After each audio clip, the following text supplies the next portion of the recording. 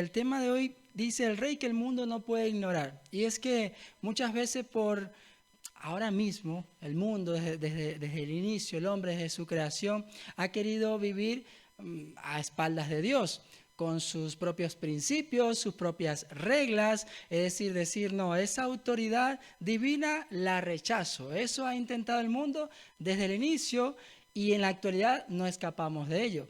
El mundo, los gobernantes, los gobiernos del mundo, hay uno muy palpable que ocurrió en estos días, muchísimo, un gobierno que ha querido vivir a su antojo, a decir lo que yo digo, eso es lo que es bueno, llamar a lo malo llamar bueno y a lo bueno malo, y así que establecer sus propias reglas, su propio modo de vivir alejado de Dios. Eso ha intentado el mundo, ignorar a un rey que no podrá ser ignorado, así el mundo haga lo que haga. Y el Salmo, capítulo 2, nos hace ver eso, la rebeldía de un mundo, pero lo que determina a Dios y lo que dice Dios al respecto de que el hombre quiera vivir a espalda de él, ignorándolo o intentando ignorar o intentando detener su voluntad, sus preceptos, sus mandatos. Ahí nos va a hablar el Salmo y lo vamos a ver a continuación. El Salmo es no solo una poesía, sino una proclamación profética que revela a Cristo como el Rey soberano y eterno. Esto nos habla el Salmo capítulo 2. Y nos muestra en la primera parte, porque lo vamos a dividir en varias partes, la rebeldía del mundo contra Dios. Fíjate esto, que muchas veces podríamos nosotros... al reflexionar esto, a ver si nosotros hemos entrado en algún tipo de rebeldía contra Dios también, en nuestros actos, en nuestros día a día. Vamos a ver si en algún momento hemos entrado nosotros en ello. Y lo primero que vemos en ese salmo es una pregunta. ¿Por qué se sublevan las naciones y en vano conspiran los pueblos? Una pregunta muy interesante, ¿no? ¿Por qué hacen eso?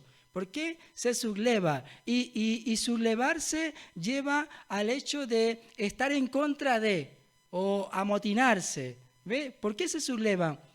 Y en vano conspiran los pueblos. Los reyes de la tierra se rebelan. Los gobernantes se confabulan contra el Señor y contra su ungido. Y dicen, hagamos pedazos sus cadenas. Librémonos de su yugo. Oh, vaya, qué impresionante todo ello y qué declaración de esos gobernantes o de esos reyes al decir, hagamos pedazos sus cadenas y librémonos de su yugo. Fíjense ustedes, sublevar, rebelarse, estar en contra de, y fíjense que dice, en vano conspiran los pueblos. Dentro de la misma pregunta dice, en vano, es decir, por más que hagan lo que hagan, no van a poder hacer. No van a poder detener lo que Dios ha determinado que va a hacer. Eso es en vano. Miren la diferencia. En vano si están en contra de Dios. Pero también a su vez la palabra dice que todo trabajo en el Señor no es en vano. O sea que ganamos estando con nuestro Dios. Lo tenemos a nuestro favor. Ningún trabajo en el Señor es en vano. Pero en vano aquellos que conspiran, aquellos pueblos que conspiran contra Dios, que han intentado y muchos han intentado sacar a Dios, y vaya que lo han hecho. Por ejemplo, hay naciones que intentan por completo sacar a Dios de las escuelas, por ejemplo. En las escuelas donde antes se leía la palabra, se oraba, han dicho, ya no, porque hay que respetar todo. Sí, respeto a otro que sí está en contra de Dios, pero no me respetas a mí, que estoy a favor de Dios. ¿Cómo es eso? ¿Cuál es ese respeto entonces? E intentan sacar a Dios de las escuelas, de las instituciones, etcétera, de diferentes partes, pero en vano conspiran esos pueblos. ¿Y por qué hacen eso las naciones?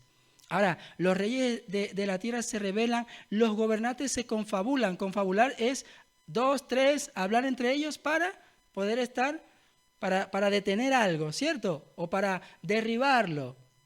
Miren si no tienen unas ideas descabelladas de intentar hacer eso en contra del Señor. Y lo que dicen es impresionante, dice, hagamos pedazos sus cadenas, como si se tratase que nosotros estamos encadenados con una persona o con un rey autoritario. Y Proverbios 9:10, el comienzo de la sabiduría es el temor del Señor. Maravilloso. Ese es el principio de toda sabiduría. El temor del Señor, reconocer su grandeza, reconocer su soberanía en nuestras vidas. Ese es el principio de toda sabiduría. El Rey que el mundo no puede ignorar. Su soberanía permanece intacta. El mundo no lo puede ignorar, por más que quieran cerrarle el espacio, como les dije al principio, en las escuelas, en las instituciones, no lo van a poder ignorar porque siempre hay alguien levantando la voz diciendo: Jesús es el Señor, Jesús es el Salvador. Siempre hay alguien por allí, aunque lo quieran expulsar, decirle: pero Jesús vive, Cristo vive. Y ahí está, siempre hay alguien proclamando. Aunque en algunas partes lo quieran acallar, hay otras personas con bocinas por ahí gritando: Jesús es el Señor, arrepiéntanse. Siempre hay alguien por allí. Su llamado es claro, a la rendición, a reconocerle a Él, a servirle a Él. Su autoridad es innegable. Nadie puede negar la autoridad de Jesús. Pregunta final para reflexionar. ¿Cómo responderás tú al Rey, a ese llamado que ha hecho? ¿Te rendirás a Él con temor y confianza o seguirás ignorándolo? Para reflexionar. Somos de los que confiamos en Dios, le reconocemos a Él como autoridad en nuestras vidas, como nuestro Señor y Salvador, como el único que puede ayudarnos en todas las cosas. Ese es nuestro Dios.